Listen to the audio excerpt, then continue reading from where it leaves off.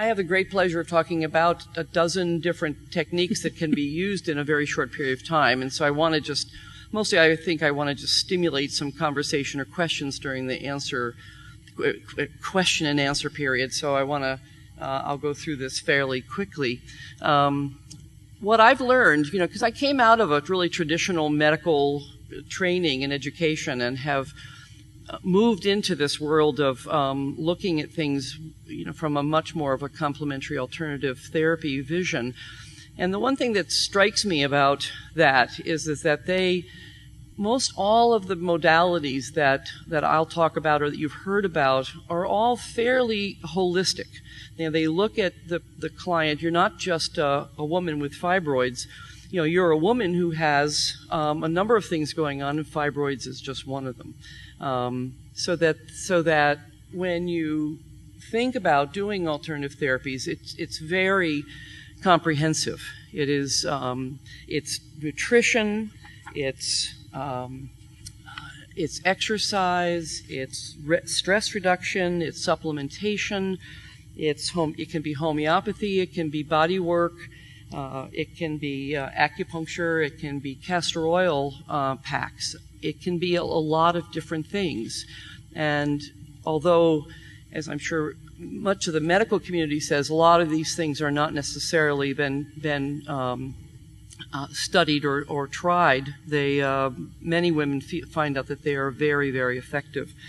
And I think that what I found is that probably, as Joanne has said, that the people who are more likely to do alternative therapies are the people who are sort of in the watchful and waiting period.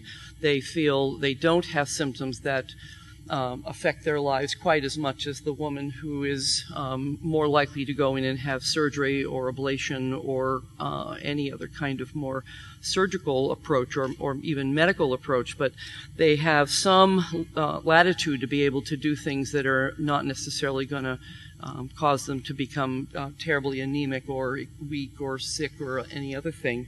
In terms of diet or nutrition, much like we see in the alternative world, there is the things that they talk to you about, the things that they suggest are very much the things that they're going to talk to you if you have heart disease or if you've got diabetes or if you've got cholesterol or something. It's a matter of avoiding sugar, vegetable oils, trans fats, dairy, red meat, processed foods, alcohol, refined grains, and additives. Some of you might be thinking, well, what am I going to eat? What's left to eat now? The good news is that there are a lot of things that you can eat. It's just that avoiding all those things can really change the course of a fibroid. Lifestyle is an interesting one because I think that lifestyle is that word. I went on the internet to try to find out what the word lifestyle means. I mean, we've all learned that as medical providers, and it all comes down to the stuff about reduce stress and exercise and eat well and pray and do all that stuff. But for the most part, it's really a bigger thing than that. It's really about our lives on this earth and how we fit into the world, how we fit into our families, how we feel about being women, how we feel about being mothers if we are, or doctors or nurses or teachers. It's a bigger thing. Dr. Christina Northrup talks about the energy of the uterus, and I wanted to read to you this because I can't say it quite as well as she does. The uterus and the ovaries are the major organs in the second chakra. This area is both literally and figuratively creative space, out of which women can produce babies, relationships, careers, novels, insights, and other creative and artistic work. The idea of the uterus being so important to us, I think that it's very, very hard for an awful lot of us to really think, well, okay, we can just go in there and cut the thing out, because it's just not a throwaway organ. It is part of our creative fire.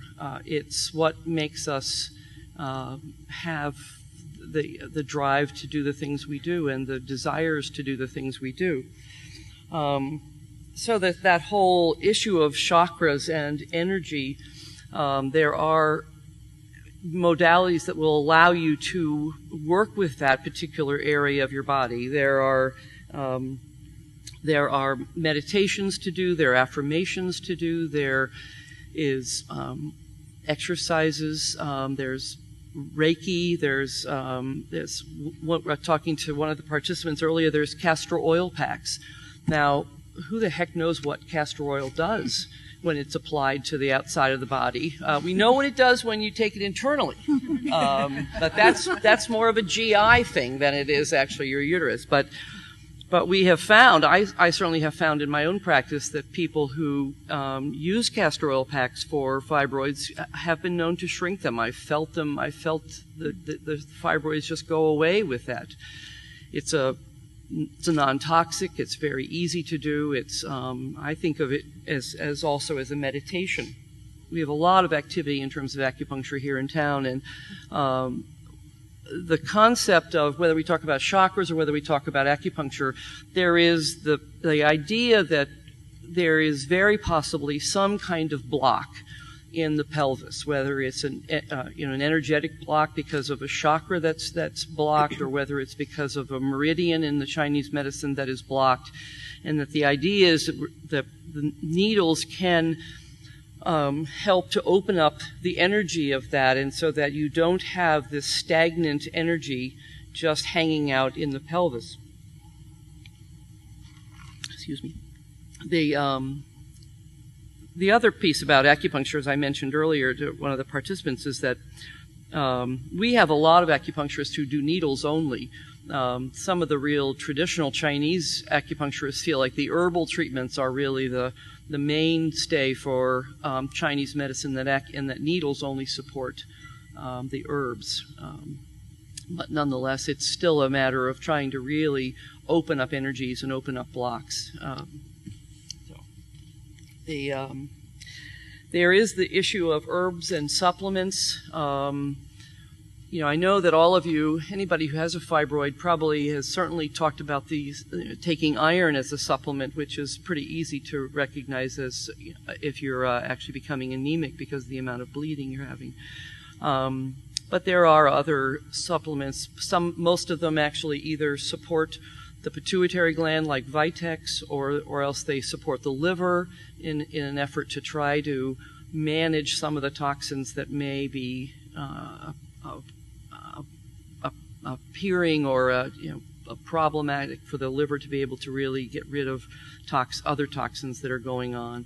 Again, it's a whole kind of a global system of looking at every system and making sure that not only is your uterus working right, but your thyroid's working right, that your pituitary gland's working right, that your liver is functional, as well as your bowels.